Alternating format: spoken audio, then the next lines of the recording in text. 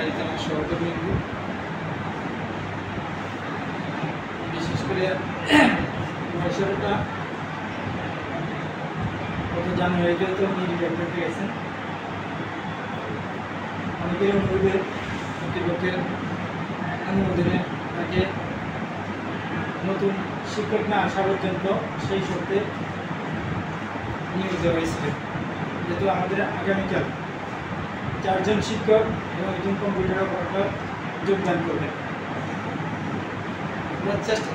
আমার চিন্তা ছিল আজকে যদি করে আর কি, কিন্তু তারাও পারতেছে না, এটা একসাথে হয়ে যেতে। তারা কালকে আসবে,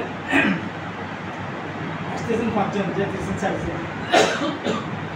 একজন ক্লাস আছে, ক্লাস এটা অফিসের ক্লাস, কিন্তু শিক্ষকের ক্লাস আমাদের ঘাটতি থেকে যাব। এই দীর্ঘ সময় বিশেষ করে 2022 সাল তো 96 থেকে না 98 থেকে আসছে, 99 থেকে। আসলে একটা জিনিস বলি, দেখুন ফেসবুকে অনেক শিক্ষকের আছে, এটা পরিচিতি আছে, কিন্তু এগুলো সব দেখছেন।